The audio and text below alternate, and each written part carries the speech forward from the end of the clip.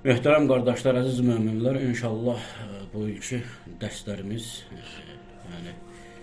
Yahudiyyət haqqında olacaq.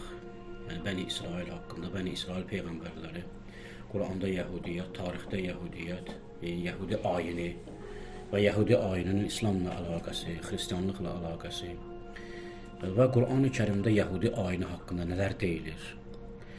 Hz. Peyğəmbərimiz Yahudilərlə münasibətdə hansı mövqedən çıxış eləyib? Yahudilərə nisbətdə hökmləri necə olub? Onlarla bağladığı əhdlərə necə vəfa eləyib, riayət eləyib? Mədinə dönəmində Yahudilərin müsəlmanlarla münasibəti, müsəlmanlardan öncə Ovs və Xəzrəc qəbiləsi ki, Mədinədə yaşayırdı, Yəsribdə, onlarla olan əhdləri, onlarla olan münasibətləri necə idi? Bütün bunları hamısına aydınlıq gəlməlidir. Ümumiyyətlə, ilk öncə Yahudiyyət haqqında danışarkən, əvvəlcə biz ümumiyyətlə Yahudun tarixindən, yəni Bəni İsrailin tarixindən başlamalıydıq. Amma Quran nöqteyi nəzərdən biz məsələyə yanaşdığımız üçün biz Peyğəmbərimizin zamanından başlayırıq ki, yəni Peyğəmbərimiz Yahudilərlə harda üzləşdi? Nə vaxt Yahudilərlə üzləşdi? Və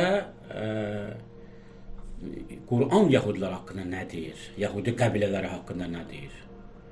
Bilirsiniz ki, yəni Beytül-Müqəddəsin çox rolu var, yəni onun tarixinin. Yəni Beytül-Müqəddəs Yerusəlim deyilir. Yəni Yerusəlim yəni səlamət yer, sülhün olduğu yer anlamındadır. Bilirsiniz ki, üç dinin üçünün də, üç səmavi din günümüzdə üç səmavi din var. İbrahimi dinlər də deyilir bunlara. Bunların üçünün də müqəddəs hesab etdiyi bir məkan var. Həm xristianların, həm Yahudilərin, həm də müsəlmanların müqəddəs hesab etdiyi bir məkan var. Ona deyilir Beytül-Müqəddəs. Yəni Beytül-Müqəddəs sözü də sonradan, yəni müsəlmanlar ikinci xəlifə Ömər ibn Xəttabın Fələstini fəth etdikdən sonra bu şəhərə verdiyi addır. Beytül-Müqəddəs, yəni müqəddəs yer. Niyə görə? Çünki müsəlmanların ilk qibləsi olub. Sonra rəvayətə görə Həzrəti Peyğəmbər sallallahu aleyhi və səlləmin meracı Qüdsdən başlayıb. Yəni ora gedib, Süleyman məbədinə, oradan başlayıb. Buna görə də bura müqəddəs sayılır İslam üçün. Və həm də Yəhudilər üçün müqəddəs sayılır ona görə ki, yəni vəd olunmuş torpaqlar hesab olunur. Yəni İsrail, bugünkü yəni Fələstin ərazisi, Kənan ərazisi Yəhudilər üçün vəd olunmuş torpaq hesab olunur. Hətta Tövratda, yəni bunu müqəddim olaraq deyirəm, amma bunlar geniş keçirilməlidir. Və ümumiyyətlə müsəlmanların yəni bundan xəbəri olmalıdır, geniş şəkildə. Əksəriyyətimizin bu şeylər haqqında yəni geniş məlumatımız yoxdur ki, yəni Yəhudilər niyə narahatdırlar, niyə davadadırlar, niyə əl çəkmirlər öz iddialarından? Çünki Tövrata görə vəd olunmuş torpaqların iki xəritəsi var. Birinci yəni xəritəyə görə Nil çayından, yəni Misirdən Fərət çayına qədər ərazilər, yəni qərbdə Misir, şərqdə isə Fərət çayına qədər olan ərazilər vəd olunmuş torpaqlardır. Və Tövratda ayələr var. Bugünkü əlimizdə olan Tövratda ayələr var ki, indi bu ayələr təhrif olunub, dəyişdirilib, onunla işimiz yoxdur. Bugün Yəhudinin inandığı Tövrata görə vəd olunmuş torpaqlar Misirdən başlayır Fərata qədər. İndi həmin ərazilərdən 7-8 dövlət var. Yəni Yəhudi özünə dini bir vəzifə hesab edir ki, həmin vəd olunmuş torpaqlara geri qaytarsın. Amma burada necə geri qaytarmaq, orada ixtilaflar var. Bəziləri deyir ki, qurtarıcı gələcək özü o torpaqları qaytaracaq. Bizim deməli onu iqdam eləməyə, o işi başlamağa bizim ixtiyarımız yoxdur. Bəziləri deyir ki, yox ki, biz bunu eləməliyik. Bu birinci deməli ayə, bir neçə ayə var təbii ki. Yəni bunların gələcəyinə biz bu ayələri oxuyacağıq. Yəni filan məsələn deməli kitabda, Tövratda bir neçə kitabdan ibarətdir. Filan kitabda, filan ayədə belə yazılır ki, biz sizə bu torpaqları vəd etdik və bir Yəhudi bu ayələri oxuduğu zaman özünə dini vəzifə bilir ki, bu deməli uğruda vuruşsun və qarşısına çıxan hər bir maneəni qaldırsın. Hətta qətl eləsin, öldürsün. Bunun icazələri var. Öz dinlərinə görə, bizə görə təhrif olmuş dinlərinə görə onların icazəsi var ki, bunlar bu işi yəni şər'i nöqteyi nəzərdən öz dinlərinə görə yerinə yetirirlər. Yəni biz onları yəni bu mənada qınamaq düzgün deyil. Niyə görə? Nəinki bu mənada? Yəni müsəlman kimi qınayır, amma bir yəhudi kimi o onu inanır, ona etiqad edir. İndi yanlışdır. Yəni yanlışlıqlarını bilənləri var, bilməyənləri var, o ayrı məsələ. Amma buna etiqad edir. Amma bu gün yəni həmin vəd olunmuş torpaqlarda tutaq ki, yəhudilər yaşamırlar, tutaq ki, müəyyən bir hissəsində yaşayırlar. İsrail deyilən ərazidə indiki yaradılmış 48-ci ildə yaradılmış BMT-nin qətnaməsina görə ərazidə yaşayırlar. Bəs necə olur onda? Bəs vəd olunmuş. Onlar deyirlər ki, bəli. Yəni bir dənə də ayə gətirirlər ki, vəd olunmuş torpaqlar iki mənadadır. Bir, yəni müqəddəs torpaqlar daxil olmalılar onun ətrafı, bir də yalnız müqəddəs torpaq.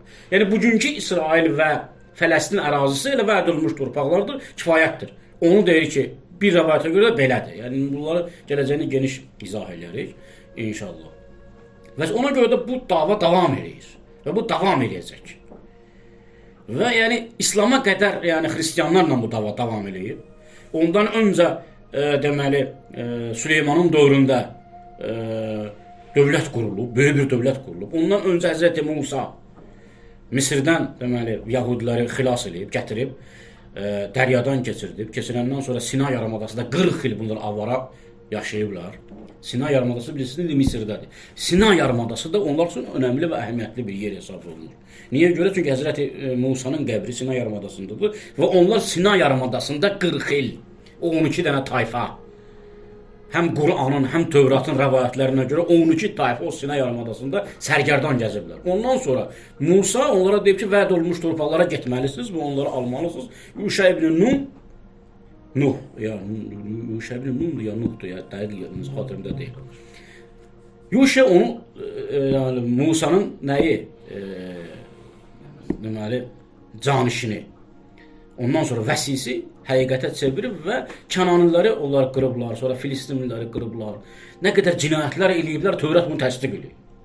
Hətta deyir ki, bəzi Tövratda olan bəzi rəvayətlərə görə bunlar dəqiqliklə, yəni olan şeylərdir, yəni orada qeyd olunan şeylərdir. Deyir ki, hətta deyir Yuşa nəinki onların deyir uşaqlarına, deyir ki, qadınlarına rəhm etmədi.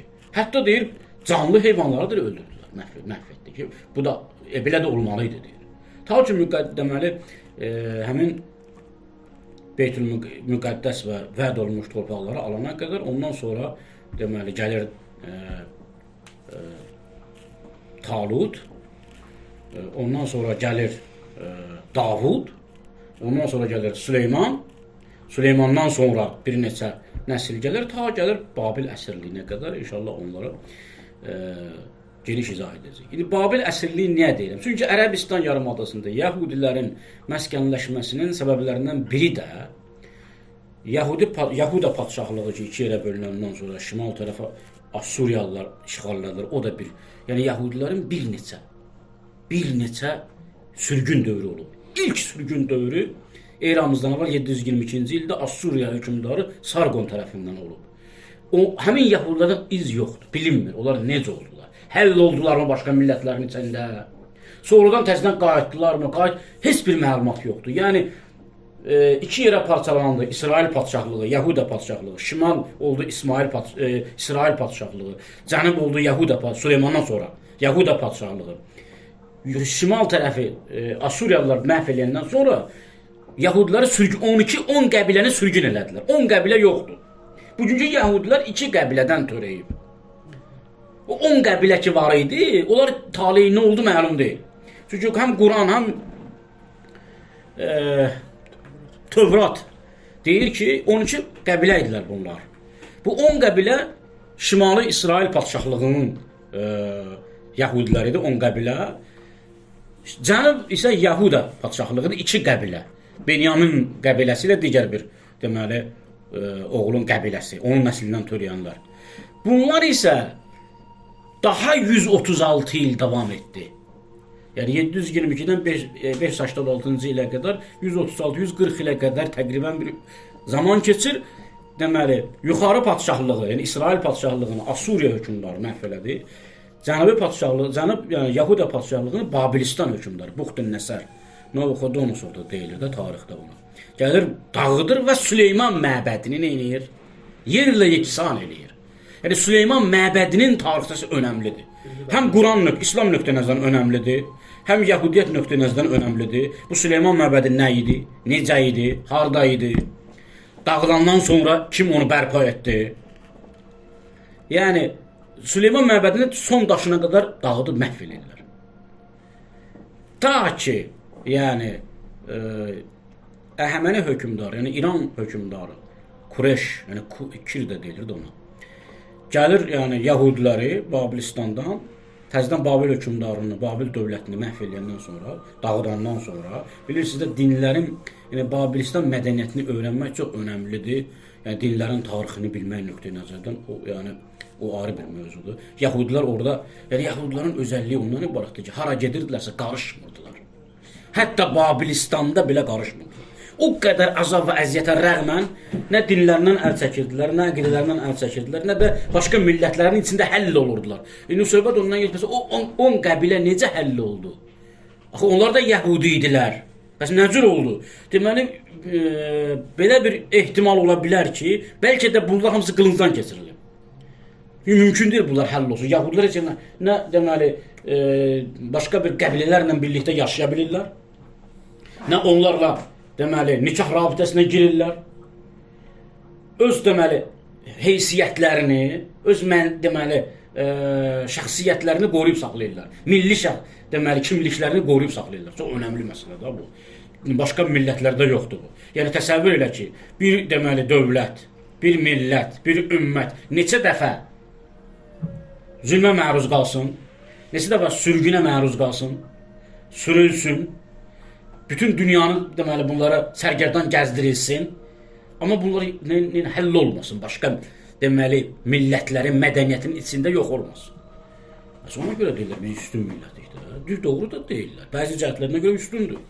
Təsəvvür elə ki, başqa bir millət olsun, gəlir başqa bir millətin içində həll olur. Yox olur, mədəniyyətini itirir. Amma Yahudilər heç bir millətin içində həll olub yox olmayıblar. Harada yaşayıblar, orada öz deməli, dini kimliklərini, milli kimliklərini qoruyub saxlayıblar. Eynən ərəblərin içində də beləydilər. Mədinədə deməli, 3 dənə Yəhudi qəbiləsi var. Bu 3 dənə Yəhudi qəbiləsi bir qəbilə deməli, Mədinənin iqtisadiyyatının üzərinə götürüb, yəni zərgərliklə məşğuldurlar. Ən güclü deməli, zərgərlər bunlardandır. Ümumiyyətlə, cəvahirat bunların əlində idi. Bir dəstə isə əkinçilik və maldarlıqla məşğuldur. Kənd təsərrüfatı bunların əlindədir. Yəhudilər bunlardan, ərəblər bunlardan asılıdır. Təsəvvür edirsiniz? Yəni Qur'anın bəhs etdiyi o qəbilələr ki, yoxdur. Bir neçə ayədə. Biri Bəni Qinqadır. Bəni Qinqa. Hasan gəliblər bunlar bu 3 dənə qəbilə. Bir rəvayətə görə bunları ki, İranlılar deməli Babilistandan təzədən icazə verirlər qayıdın öz məmləkətinizə. Onların bir hissəsi gəlib Mədinədə məskunlaşırlar. Və bir dənə rəvayətə görə də bunları ki, sürgün eləyirlər, yəni İsraildən, Yahudadan Babilistana, yəni Mesopotamiya arasına, onların bir hissəsi gəlir məskunlaşır burada. Bir dənə rəvayətə görə isə, bu da çox önəmli bir məsələdir. Bu, deməli, Romalılar ki, 3-cü dəfə Yahudiləri sürgün edirlər, 3-cü dəfə böyük sürgün eləyirlər, deməli, bunları. Onlar bir hissəsi deməli, Avropaya köç eləyir, bir hissəsi Rusiya tərəfə köç eləyir, bir hissəsi də gəlir Ərəbistana, həmin Mədinədə məskunlaşırlar.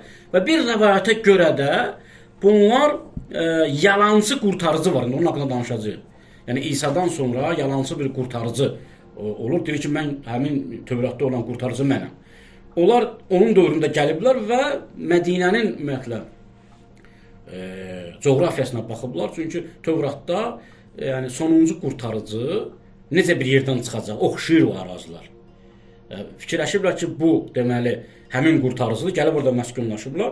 Sonra Həzrəti Muhammed deməli peyğəmbərliyi elan edəndə bunlar görürlər ki, bizim dediyimizə uyğundur. Həmin deməli şəxs. Amma ərəb olduğu üçün tabe olmurlar. Deyirlər, yox. Hətta bu şərtlərə uysa da sonuncu qurtarıcı şərtlərinə biz buna tabe olmayacaq çünki bizdən deyil. Deməli bu Yəhudilər Bəni Qrinqa, Bəni Nəzir və Bəni Qureyza. Bunların ikisini Peyğəmbər sürgün eləyib, birini isə qətl eləyib, qətli am. Bunların tarixçəsi var. Yəni ona görə də şərqşünaslar burada Peyğəmbərə və İslama böyük bir irad tuturlar ki, yəni Peyğəmbər bunların qalasını ələ keçirib, Bəni Qureyzanın və bunları məğlub edəndən sonra digər qəbilələr kimi sürgün eləyə bilərdi. Amma bunlara nə edir? Qətliam edir, yəni kişilərini təbii ki. Həddi buluğa çatmış bütün kişiləri öldürülür. Yalnız qadınlara və uşaqlara deyir ki, toxunmaq olmaz. Qadınlara və uşaqlar da müsəlmanların əsiri olurlar. Sonradan indi hansı bir şəkildə Mədinədən köç edirlər, gedirlər həmin o qadınlar. Onlar artıq sonraki məsələ. Əsas odur ki, 2 dəfə xəndək qazılır Mədinədə, rəvayətə görə. Və həmin xəndəkdə bir 700-ə yaxın, yəni Yəhudi cavanının başı kəsilir.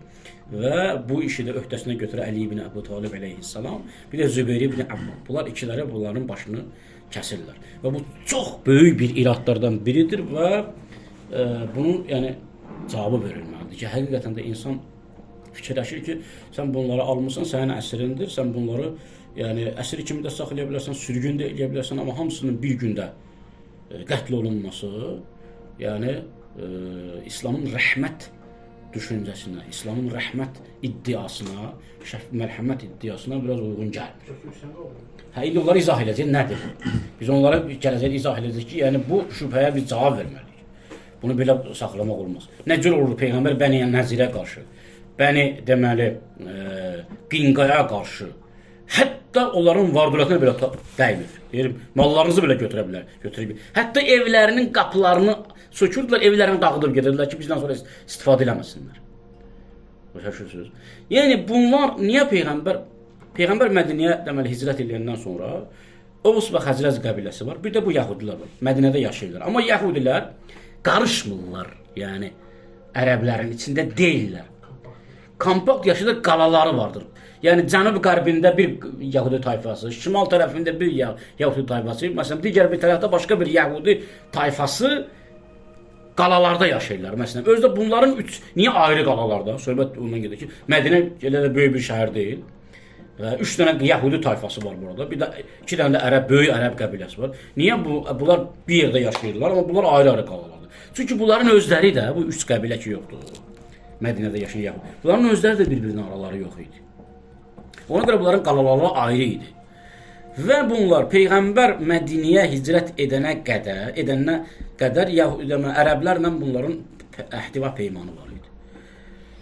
Yəni Peyğəmbər deməli hicrət eləyəndə 600 ildə 621-ci ilə düşür də, yəni hicrətin 1-ci ili. Hicrət eləyəndən sonra gəlir və bunları çağırır və deyir ki, Ləkum dinukum və lana dinana. Sizin dininiz sizə, bizim dinimiz bizim. Yəni bir məsələn kitab əhlinin ərazisinə getsəniz, oranı fəth eləsəniz, onlarla necə davranacaqsınız? 14 əsr qabaq Peyğəmbərimiz necə davranırsa bu cür. Yəni kitab əhli sənin nəyindir? Yəni səninlə əhd bağlayana qədər öz dinində qala bilər. Və Peyğəmbər deməli bunların böyüklərini çağırır. Deməli Bəni Qinqadan Muxayrib ibn Nəzir, Muxayrib özü də sonradan İslamı qəbul edir, Ühud döyüşündə şəhid olur, Peyğəmbər ona şəhid ünvanı verir. Deməli Yəhudilərin içindən də Peyğəmbərə gəlir, iman gətirir, özü də qəbilə rəisi Muxayrib gəlir, iman gətirir və baxmayaraq digər qəbilə başçılarının ona qınamağına rəğmən deyir, yox, bu Allahın Peyğəmbəridir və Ühud döyüşündə Peyğəmbərin yanında nə olur? Şəhid olur, şəhadat məqamına gəlib çatır. Buna baxmayaraq ki, deməli, Ənsardan olan Abdullah ibn Ubey 300 nəfərə nə edir? Münafiqi qoşundan ayırır ki, Peyğəmbər məğlub olsun. Bunlardan biri həmin Muxayribdir, digəri Heyy ibn Əxtab qızını ki, Peyğəmbər əsir götürəndən sonra ona deyir ki, Səfiyyə binti Heyy ibn Əxtab, deməli, Yahudilərin ən böyüklərindən biri hesab olunur Peyğəmbərimizin zamanında. Deyir ki, sən azadsan, ya əsir kimi qalacaqsan, ya Allah və Rəsulunu təsdiq edib müsəlman olacaqsan. Səfiyyə binti Heyy ibn Əxtab deyir ki, tarixin yazdığına görə də mən bilirəm, deyir ki, mən Allah Rəsulunun sözünü seçirəm. Mən Allaha iman gətirirəm və Allah Rəsuluna iman gətirirəm. Peyğəmbər də əbasını atır onun üzərinə və sonra bunu özünə deməli götürəndən sonra azad eləyir və deməli Peyğəmbərlə Səfiyyə arasında nikah bağlanır. Və hətta yəni çünki o Bəni Nəzir ki Peyğəmbər onları Mədinədən sürgün eləmişdi. Onlar hamısı Şama getmədilər. Suriyaya. Bir hissəsi təzədən getdilər Xeybərdə də yəhudilər var idi. Bir dənə də ayrıca bir şey olmalıdır ki, inşallah biz onu izah edək. Ərəbistandakı yəhudilər, təkcə Mədinə yox. Çünki Xeybərdə də yəhudilər var idi. Onların bir dəstəsi getdi Xeybərə.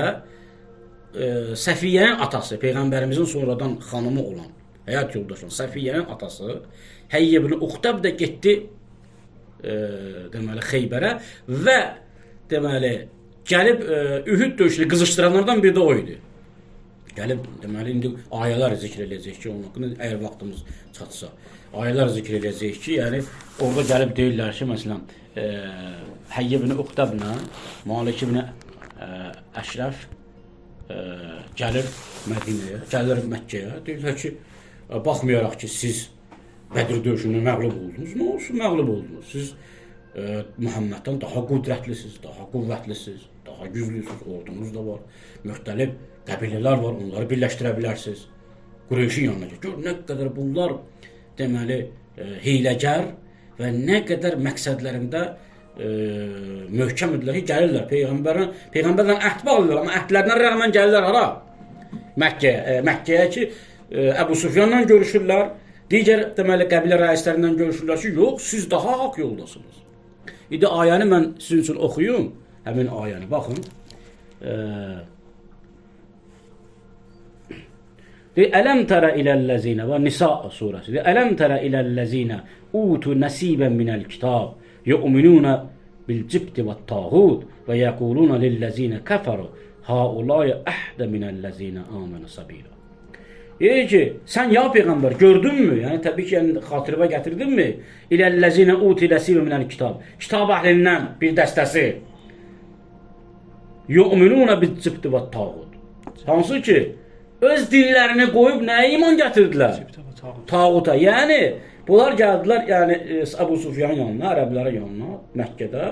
Dedilər ki, siz onlardan daha doğru yoldasınız. Siz deməli, məyus olmayın, siz qalib gələcəksiniz. Birləşin, digər ərəb qəbillərində birləşdirin, Peyğəmbərin üzərinə gedin. Orada dedilər ki, biz sizi tanıyırıq. Siz Yahudlar çox hiyləgər insanlarsınız. Siz bizi qızışdırıb Hz. Muhammedin üzərinə göndərirsiniz. Amma biz onun doğru yolda olduğumuz, bizim doğru yolda olduğumuz, bizim üçün hələ tam nədir? Aşkar deyil. Bəlkə də o həqiqətən Allahın Peyğəmbəridir. Əgər o Allahın həqiqətən Peyğəmbəridirsə, biz onun üzərinə yenidən gelirsə, yenə məğlub ola bilərik. Yenə məhv ola bilərik. Əgər həqiqətən doğru deyilsinizsə, onda gəlin latla uzuya sitayiş edin. Səcdə edin. Həmin deməli Heyy ibn Uxtabla Malik ibn Əşrəf gəlirlər deməli Lat və Uzzanın qarşısında səcdə edirlər. Deyirlər, and olsun sizin Rəblərinizə, siz doğru yoldasınız. Siz onlardan daha doğru yoldasınız. Həmin məsələyə işarə edir. Deyir ki, onlar ki, deməli, tağuta və bütlərə iman gətirmişdilər. Yəqulunə lilləzinə kəfəru. Kafirlərə belə dedilər. Haulaya əhdə minəlləzinə amənə səbilə. Bu sizin bütləriniz, tanrılarınız, iman gətirənlərdən daha doğru yoldadır. Yəni, toğuda inananlardan bunlar daha doğru yoldadır. Siz neyini? Birləşin Muhammedə qarşı.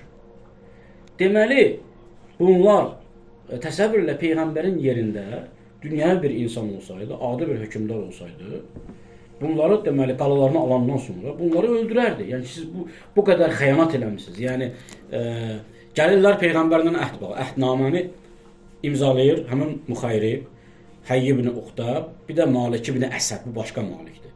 Bu deməli Heyy ibn Uxtab Bəni Nəzirdəndir, Nəzir ailəsi. Malik ibn Əsəd Bəni Qureyzədəndir. Həmin ki Peyğəmbər 700 nəfəri deyilənə görə öldürtdürürlər. Ondan bu deməli Muxayrib də ki Bəni Xinqadandır. Bu 3 dənə tayfa, 3 rəisləri gəlir Peyğəmbərlə əhdnamə bağlıdır, yazılır. Bu əhdnamanın bəndləri var. Yəni bizim düşmənlərimizlə bizə qarşı birləşməyəcəksiniz. Bizim əleyhimizə düşmənlərə yardım etməyəcəksiniz. Bizimlə ticaret anlaşmanız bu cür olmalıdır. Sizin dininiz sizin üzərinizdə, bizim dinimiz bizədir. Siz öz dininizə görə hökm olunacaq, biz də öz dinimizə görə hökm. Bütün bu şərtləri nə edir? Peyğəmbərlə bağlayırlar və möhürlərini vururlar və yaşayırlar Peyğəmbərlə birlikdə. Amma bunlar bir-bir yavaş-yavaş bunlar öz deməli xəyanatlarını eləyirlər. Birinci xəyanat Bəni Qinqanın xəyanətidir. Necə olur? Deməli, bunlar, yenə deyirəm də, yəni Mədinədə bazar bunların, cəvahirat bazarı bunların əlində idi. Müsəlman xanımları da bunların bazarına gedirdi və cəvahiratlarını alırdılar. Bax, məsələn, qızıl əşyalarını alırdılar. Ənsardan bir qadın, yəni nikahı olacaqdı, toyu olacaqdı, gəlir deməli Bəni Qinqanın bazarına ki, orada özünə bir zərgərlə danışır və özünə bir oturur orada o zərgərlə, onun üçün üzükmü ya boyunba nəsə düzəltsin. Oturur, bu Yəhudi deməli cavanlar da gəlib gedirlər bu bazara. Yəhudi cavanlarından biri görür ki, bəlkə də eşitmisiniz bu rəvayəti. Yəni həm İbn Hişamın sirəsində var, həm Təbəridə var, həm digər hədis kitablarında da var. Deməli xanım oturur, yəni ki, bilərzik düzəltsin, nəsə düzəltsin zərgərlər. Çünki zərgər işi bunların əlindədir. Yəni ərəblər zərgərlikdən xəbərdar deyildilər. Bazar ümumiyyətlə Yəhudilərin əlində idi. Bu Yəhudi deməli təəssübkeş Yəhudi də görür ki, müsəlman xanım oturub, müsəlman xanımlar da uzun topuğa qədər deməli paltarlar geyinirdilər. Gəlir arxadan həmin xanımın paltarını qaldırır, kəmərbənd olur belə. Arxadan kəmərbəndə düyünləyir. Təsəvvür edirsiniz, arxadan düyünləyir ki, arxa tərəf tamamilə kürəyə qədər açıq qalsın. Bu xanım da oturub, hələ xəbəri yoxdur hadisədən. Söhbət edir, qızğın söhbət gedir, xəbəri yox arxadan nə gedir. Bu deməli, həmin Yəhudi ilə işini bitirdikdən sonra, sövdələşməsini bitirdikdən sonra qalxıb ki, hərəkət eləsin, arxadan görür ki, topuqdan ta kürəyə qədər açıqdır. Lüt üryan. Alt paltarda, yəni o da orada əmin deməli mədəniyyət mövcud deyildi, alt paltar anlayışı mövcud deyildi. Bu xanım tamamilə üryan bir şəkildə görünür və Yəhudilər əl çıxıb gülməyə başlayırlar. Buradan keçən deməli bir müsəlman gəlir həmin cavanı vurur, öldürür. Onlar da bunu öldürürlər. Bu arada yəni böyük bir çaxnaşma meydana gəlir. Qan davası iddialara meydana gəlir. Peyğəmbər bir neçə sahabəsi ilə gəlir ki, bunlarla danışsın. Bunlar qalaları bağlayırlar. Həmin Bəni Qinqa. Qalaları bağlayırlar Peyğəmbərin üzərinə. Deyirlər, biz sizinlə vuruşacağıq. Və bir neçə müddət bu deməli gedir və Peyğəmbər bu qalanı fəth etdikdən sonra deyir ki, sizin bu hərəkətiniz bizimlə bağladığınız əhdə nədir? Vəfasızlıqdır, xəyanatdır. Ona görə də siz sürülməlisiniz. Amma icazə verilir sizə ki, siz nə edəsiniz? Deməli, əmvalınızı götürüb gedəsiniz. Və bunlar deməli, birinci sürgün olunan həmin Bəni Qinqadır. Sürgün olur, Mədinədən çıxarılır və bunların bir hissəsi gedir deməli Şama, bir hissəsi də gedir Xeybərə tərəf. İkincisi Bəni Nəzirdir. Bəni Nəzir nədir? Bəni Nəzir Peyğəmbərə xəbər verirlər ki, bunlar deməli müşriklər danışıqlara gedirlər sənin əleyhinə qarşı. İndi həmin ayəni də oxuyacağıq. Deyir ki, və ənzələl-ləzinə zahəruhum min əhlil kitab min səyasihim və qazəfə fi qulubihim ru'bə fəriqən təqtulun və təsirunə fəriqən. Bu təbii ki, Bəni Qureyza haqqındadır əsasən. Amma Bəni Nəzirə də şamil olur. Deyir ki, onlar ki, 26-cı ayə Əhzab surasında. Deyir ki, əvvəl kafirlərdən danışır. Sonra bunlar haqqında, Bəni Nəzir və Bəni Qureyza haqqında danışır ki, bunlar vəlləzinə zahəruhum min əhlil kitab. Əhli kitabdan bunlar sənə qarşı onlarla birləşənlər, yəni müsəlmanlara qarşı birləşənləri qalalarından Allah deyir nədir? Ənzələ endirdi. Və fəriqən təqtulun. Onların bir hissəsini öldürdünüz. Deməli bu ayə Peyğəmbərin Bəni Qureyzəni qətl eləməsini eləmiş olur? Təsdiq eləmiş olur. Deyir ki, onları əvvəl qalalarından ixrac etdiniz, sonra öldürdünüz də. Demək ki, qalada öldürdünüz. Qalada öldürsəydi, o başqa cür ayə nazil olardı. Deməli, bunlar qaladan enəndən sonra bunların bir dəstəsini Peyğəmbər neyir? Öldürür. Deməli, o Bəni Qureyzə aiddir, Bəni Nəzirə aid deyil. Və fəriq və təəssirunə fəriqən. Və bir dəstə, bir firqə dəstəsini də əsir götürdünüz. Yəni, arvadlarını, uşaqlarını, qocalarını əsir götürdünüz, cavanlarını və yaryaşlarını isə qılıncdan keçirdiniz. Bəni Nəzir haqqında isə Peyğəmbər gedir, deyir ki, bunların bizdən əhdi var, əhd bağlayırlar. Gəlsinlər ki, bunlara danışsın. Peyğəmbər 8 sahabə ilə birlikdə gedir Bəni Nəzirin qalasına daxil olur, girir, onların böyüklərini çağırır. Bunlar otururlar, söhbət edirlər. Söhbət əsnasında bunlar deyir, yox, biz səninlə əhdimizə vəfa etmişik, biz heç vaxt müşriklərlə gizli danışıqlara getməmişik, filan, başlar dəlillər gətirməyə. Peyğəmbər sallallahu əleyhi və səlləm oturub söhbət edir, birdən Peyğəmbər qalxır ayağa. Qalxır və sahabalarla birlikdə qalanı tərk edir. Qalanı tərk edəndən sonra Peyğəmbər tezliklə qaladan uzaqlaşır. Dərhal qaladan uzaqlaşır və yəni bunu həm İbn İsaqın sirəsində ki, İbn İsaqın sirəsi bizim əlimizdə yoxdur. İbn Hişamın sirəsi həmin kitabdan yazılıb. İndi biz İbn İsaqın sirəsi ki, Peyğəmbərdən 120 il sonra yazılıb, o kitabda nə deməli rəvayətlər varsa, tarix, həmin İbn Hişam sirəsində, yəni sirə tarix, Peyğəmbər tarixi deməkdir. Ora yazır, Təbəri də bunu oradan deməli nəql edir. Deyir, Peyğəmbər niyə durub çıxdı həmən? Peyğəmbər rəvayətə görə, Peyğəmbər görür ki, bir rəvayət budur ki, Peyğəmbər görür ki, bir neçə insan qalanın başına çıxırlar.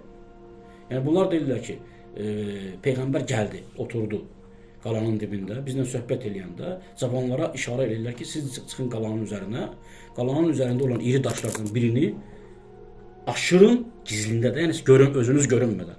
Aşırın güya ki, daş özü düşdü də nəsə. Peyğəmbərin başına, Peyğəmbər orada vəfat eləsin, bu məsələ həll olsun bir dəfəlik. Yəni biz yenidən Mədinədə hakimiyyəti ələ keçirək, yenidən deməli Mədinənin bütün işlərini əlimizə alaq. Və ya Peyğəmbər özü görür, hiss eləyir məsələn ki, bir neçə insan qalanın başına çıxdı, ya da Cəbrail Peyğəmbərə xəbər verir ki, bəzi rəvayətlərə görə Həzrəti Cəbrail Peyğəmbərə xəbər verir və ya Allah Peyğəmbərə agah edir bu məsələdən. Peyğəmbər həmən qalxır və deyir ki, sizin artıq mənimlə əhdiniz yoxdur. Siz bu deməli əhdin elədiniz, xəyanət elədiniz, siz yuxarıdan deməli bizim başımıza daş endirmək üçün bir neçə insanı yuxarı qaldırdınız. Bu da bizimlə sizin aranızda nədir? Sondur. Bunlar qalalarını bağlayırlar, deyirlər, biz vuruşacağıq sonra. Və 15 gün bu deməli mühasirə davam edir və bunlar təslim olurlar. Peyğəmbər də bunların tamamilə bəzi deməli əmvallarını, mallarını almaq şərtilə buraxır və Həşr surəsi onlardan bəhs edir ki, bunlar deyir ki, neynirlər? Və qazafa fi qulubuhumur ru'b. Allah deyir onların qəlbinə, həmin yəhudilərin qəlbinə qorxu saldı. Baxmayaraq ki, onlar güclüdürlər hər cəhətdən. Yuxribuna buyutahum bi aydihim və aydil mu'minin. Öz evlərini özləri xarab elədilər. Yəni gör nə qədər deməli bunlar paxıl millətidirlər ki, siz qapıları çıxardırsınız, hər şeyi aparırsınız. Evləri niyə xarab edirsiniz? Evləri də xarab edirlər ki, yəni müsəlmanlar burada yaşaya bilməsinlər. Və əydil müminin və möminlərin əli ilə, yəni sonradan bəzilərində möminlər deməli hücum edərək dağıtmışdılar. Bəzilərində özləri çıxıb gedəndə dəvələrə yük edirdilər, ulaqlara yük edirdilər, qapıları çıxardırdılar, daşlarını dağıdırdılar. Fə'təbiru ya ulul əbsar. Ey bəsirət sahibləri, deyək bundan ibrət alın. Bu deməli Bəni Nəzirin hadisəsi. Bəni Qureyzənin hadisəsi ən dəhşətlisi, həmin ki əvvəldə zikr elədim. Bəni Qureyzənin hadisəsi də belə idi. Yəni Xəndək müharibəsidir. Xəndək müharibəsində, yəni bunlar hamısını qısa nəql edirəm ki, bunları biz genişliklə nəql eləsək, izah eləsək, yəni bu saatlarla çəkəcək, günlərlə gəlib bu bəhsi biz davam edir. Bəni Qətfan, Bəni Qureyş, digər deməli ərəb tayfaları, səhrada yaşayan ərəblər, hamısı yığılıb Əhzab müharibəsi, yəni ona Xəndək müharibəsi də deyilir. Bir tərəfdən deməli Mədinənin ətrafında qalalar, xəndəklər qazılıb ki, deməli Əbu Sufyan həmin bir neçə qəbilənin qoşunlarının başçısı da Əbu Sufyan, həmin ərəb qəbilələrinin. Bir tərəfdən onlar mühasirədadır, digər tərəfdən də Qureyzə yəhudiləri onlarla gizli danışıqlara gedir və Peyğəmbər də bundan xəbərdardır. Və onlar deyirlər ki, biz sizinlə biz daxildən, deməli, Mədinənin içindən döyüşəcəyik, siz də xaricdən. Siz baxın, Peyğəmbər burada necə günahlandırmaq olur, bir tarixçi kimi baxaq məsələ. Bir adi bir, yəni müsəlman kimi, yox, bir münsif kimi. Yəni burada necə Peyğəmbər qınana bilər ki, Peyğəmbərin əlində faktlar var. Bu tərəfdən xaricdən Mədinə mühasirə olunub Və bunlar da xəbər göndərir bunlara ki, siz xaricdən deməli mühasirəni davam elətdirin. Biz daxildən sizə dəstək verəcəyik. Və arada sıra deməli qaladan çıxıb gəlib müsəlmanlarla vuruşurlar. Və elə bilirlər ki, yəni bu müharibədə peyğəmbər məğlub olacaq və peyğəmbərlə bağladıkları əhd bunların yadından çıxır. Və başlayırlar deməli Əbu Sufyanla, ərəblərlə, yəni müşriklərlə əhd peyman bağlamağa. Bilirsiniz də, yəni Xəndək davası haqqında, döyüşü haqqında ki, böyük bir 10.000-ə yaxın ordu ilə gəlməyinə rəğmən heç bir döyüş olmadan bunlar məğlub olur, qayıdırlar. Böyük bir deməli dəhşətli bir tufan baş verir. Tozlu, dumanlı bir tufan baş verir. Böyük bir yel əsir və bunların hamısının qazanları, atları, yəni bişirdikləri hamısı məhv olur və bunlar görürlər ki, burada qala bilməyəcəklər və tərk edib gedirlər. Bir neçə nəfər deməli Xəndəyə keçir, Əmr ibn Əbdəvvəd əleyhissalam onu öldürür və bunlar üçün bir neçə insanı öldürür və bunlar gedirlər. Bunlar gedəndən sonra yəhudlar görürlər ki, artıq bu ərəblər qayıtdılar. Bunlar axı əhdlərini pozublar peyğəmbərlə və onlara, yəni peyğəmbərə xəyanət ediblər. Təzədən qayıdırlar, peyğəmbər onlara deyir ki, siz bizimlə əhdi neynədiniz? Pozdunuz, siz sürgün olunmalısınız. Sürgün olunmalısınız. İki qəbilə kimi, yəni Bəni Qinqa, bir də ki, Bəni Nəzir kimi siz də sürgün olunmalısınız. Bunlar qalaları bağlayırlar peyğəmbərin üzərinə və çıxıb qalanın üzərindən peyğəmbəri söyməyə başlayırlar. Hətta Yəhudi tarixçiləri bunu təsdiq edirlər ki, kana yəştumunən nəbiyyə və nisa'hu. Hər gün çıxırlar qalanın üzərindən peyğəmbərə və peyğəmbərin xanımlarına nalayiq sözlərlə söyürlər. Və peyğəmbər də görür ki, bunlar artıq yəni döyüşdən başqa bir yolu seçməyiblər. Bunların qalasını mühasirəyə alır. Bir aya yaxın qala mühasirədə qalır. Sonradan məğlub olurlar, təslim olurlar və peyğəmbər deyir, yox. Bu dəfə artıq mən sizin haqqınızda heç bir hökm verməyəcəm. Baxın, digər deməli qəbilələr haqqında peyğəmbər hökm verir. Siz sürgün olunmalısınız. Bunlar haqqında peyğəmbər hökm vermir. Deyir ki, siz kimi həkəm təyin edirsinizsə, özünüz təyin edin. Yəni, bu qədər peyğəmbər insafa riayət edir. Deyir ki, digər qəbilələrə rəğmən siz daha çox xəyanət eləmişsiniz. Siz deməli, döyüşməyinizdən əlavə qalaya çıxıb mənə və xanımlarıma nalayiq söyüşlər vermişsiniz. Yəni, peyğəmbərin xanımlarını pis-pis adlarından çağırıb söyürdülər. Və peyğəmbər deyir ki, mən sizə hakim deyiləm, mən sizin haqqınızda heç bir hökm verməyəcəm. Ənsarın içərisindən ki, onlar sizinlə, həm də onlar bizdən qabaq, yəni müsəlmanlardan qabaq sizinlə həm peymandırlar, sazişlər olub. Kimi seçsəniz, o sizin haqqınızda fətva versin. Hökm versin, daha doğrusu. Deyirlər ki, biz Səd ibn Muazdan başqa heç kəsin deməli, hökmünü, həkəmliyini qəbul etmirik. Biz onu qəbul edirik, peyğəmbər deyir, yaxşı. Səd ibn Muaz da Ovs qəbiləsindəndir. Və bunlar Səd ibn Muazdan yaxşı rabitələri vardır. Yəni, həmin Bəni Qureyzə qəbiləsinin. Səd ibn Muaz da Xəndək döyüşündə yaralanmışdır. Və deyir ki, hətta Peyğəmbərin huzuruna gəldiyi zaman hələ yarasından qan da axırdı. Və deyir, həmin deməli, yaralanma nəticəsində də Səd ibn Muaz şəhid olur. Həmin hökmü Səd ibn Muaz verir.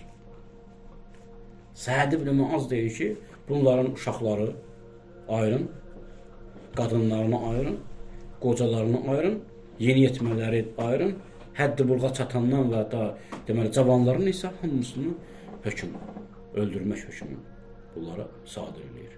Yəni hərb tarixində da belədir. Əgər bir qala, bir şəhər sizinlə vuruşursa, əgər vuruşaraq onları alırsınızsa, fəth edirsinizsə, o zaman onların vuruşanlarını edam edə bilərsiniz. Yəni bütün deməli qaydalar. Bu da peyğəmbərlə vuruşa-vuruşa peyğəmbər bu qalanı fəth eləyir. Fəth eləyəndən sonra da Bəni Qureyzəni hökmünü özü vermir. Deməsində ki, peyğəmbər bu hökm verdi. Yəni siz kimin sizin haqqınızda hökm verməsinə razı olacaqsınız? Deyirlər Səd ibn Muaz. O da burada deyil, peyğəmbər onu çağırtdırır. Deyir, bunlar səni istəyir, sənə hökm verir. O da onlar haqqında bu hökmü verir və Xəndək qazılır və Xəndək qazılandan sonra Yahudilərdən ya 400 ya da 700 nəfərə yaxın deməli əli silahlı, silah tuta bilən və peyğəmbərlə vuruşan deməli insanlar ayrılır və onlar Əli ibn Əbu Talib və Zübeyir ibn Avvam tərəfindən qətlə yetirilir. Bu bir tarixdir, İbn İshaq bunu yazıb. Və İbn İshaqın da kitabı bizim əlimizdə deyil və bu tarixi də bizə gətirən Sirə ibn Hişamdır. 120 il Peyğəmbərdən sonra, Peyğəmbərin hicrətindən sonra o kitabı qələmə alıb. Amma İbn İshaqın əsəri əsasında. Və burada bir məsələ var. Məsələ nədən ibarətdir? Yəni bu faktın, yəni həmin Yahudilərin öldürülməsi, qətl olunması sübuta yetməyən məsələlərdən biridir. Qəti deyil. Niyə görə? Çünki bu ancaq İbn İshaqın əsərindədir. İbn İshaq da dövrünün tanınmış alimləri tərəfindən təkzib edilib. Onlardan biri də Malik ibn Ənəsdir. Malik ibn Ənəs bilirsiniz 4 Əhl-i Sünnə məzhəbinin şeyxlərindən biridir. Və İbn İshaqın müasiridir. İbn İshaq haqqında yazır ki, huvə kəzzabun, o yalancıdır və Peyğəmbərə iftiralar atıb və əsəri dastanlarla, həqiqəti əsası olmayan dastanlarla doludur. O dastanlardan biri də Bəni Qureyza haqqında olan dastandır. Yəni buna görə, yəni Malik ibn Ənəsə görə Bəni Qureyzanın da taliyi həmən Bəni Qinqa və Bəni Nəzir kimi sürgün olub, öldürülməyib onlar. Bu rəvayət deyir ki, yanlış rəvayətdir. Amma hal-halda Quran-ı Kərimin ayəsi bu deməli rəvayətə təsdiq edir. Hansı ayə? Əhzab surəsi. Deyir ki, və fəriqan təqtulun və təəsirunə fəriqan. Onların bir hissəsini öldürdünüz və bir hissəsini əsir götürdünüz. Amma ayə aşkar deyil, bilmirik ki, ayə döyüşdə olub ya, həqiqətən də rəvayətə görə əsir götürəndən sonra. Digər bir məsələni də sizin diqqətinizə çatdırım.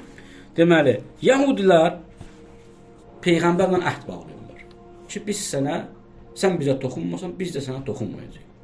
Və sülh şəraitində yaşayacaq. Amma Yahudilər heç vaxt öz sözlərinə əməl etmirdilər. Onların əməl etməməsinin təsdiq edən aylardan biri də budur. Bunlar ki, gəlirdilər, hələ Ənsar təzə iman gətirib, təzə müsəlman olub. Bunların içində bəzilərinin şək var, bəzilərinin şübhə var. Bunlar necə şübhə toxumu sapırdılar? Deyirdilər ki, və qalətü taifətü min əhlil kitab A'minu billəzi unzilə aləllezini amana vəcəhən nəhar vəkfuru axirəhu ləalləhəm yərciun. Bu Yəhudilər ki, görürlər ki, Ənsar, Oğuzla Xəzrəz qəbiləsi iman gətirir. Deyirlər ki, öz cavanlarını öyrədirdilər. Siz gedin, gündüz Peyğəmbərə iman gətirin, axşam gələn inkar edin. Təsəvvür edin. Deyir ki, və qalət görün, bunlar nə qədər hiləgər və deməli, niyyətləri pis olan bir taifə idi. Və qalət taifətü min əhl-i kitab. Əhl-i kitabdan bir dəstə, yəni ya indi Bəni Qureyza idi, ya Bəni Nəzir idi, ya Bəni Qinqa idi. Bu 3 dənə taifə yaşayır da orada. Aminu billəzi unzilə aləllezine amanu. İman gətirənlərə nazil olan Qurana iman gətirin. Və cəhən nəhar, gündüz. Vəkfuru axirəhu. Amma günün sonunda inkar edin. Ləalləhəm yərcəm. Bəlkə bu Mədinəlilər qayıtsınlar. Əvvəlki dinlərinə. Bütpərəstlik təzdən qaçsınlar.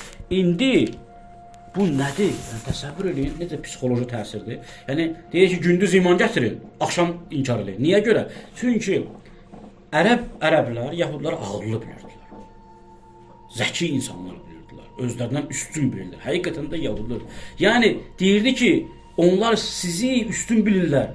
Siz gündüz iman gətirin, axşam inkar eləyin ki, qoy içində şübhə olanlara şübhə qalsın. Desin ki, bunlar ağıllı ümmətdirlər, tayfadırlar. Bunlar elə həqiqətən Peyğəmbər, Həzrət Muhammed Peyğəmbər olsaydı imanlarında qalardılar da. Da gündüz iman gətirib, axşam inkar etməzdilər.